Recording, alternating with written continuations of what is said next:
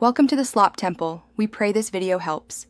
You begin by preparing both phones so transfer proceeds reliably. Plug them in or ensure battery is above 50%. Low power interrupts long copies. Install Google Drive on the Motorola and Samsung, Smart Switch on the Samsung, because Smart Switch can import backups and Drive supplies a cloud backup option. Once done, enable Wi-Fi and Bluetooth for wireless handshakes. If you prefer cable, turn on USB debugging on the Motorola to allow direct file access. You back up the Motorola first so nothing is lost.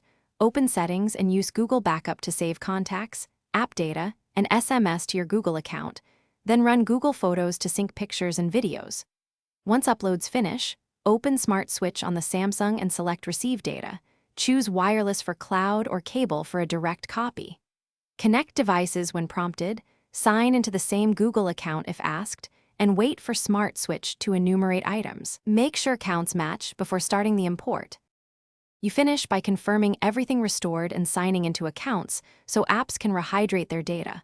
Open photos, contacts, and messages to spot check. If some app data is missing, reinstall the app and allow time for cloud sync.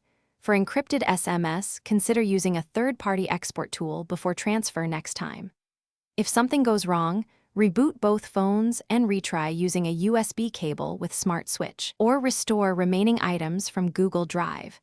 That single troubleshooting step fixes most transfer interruptions.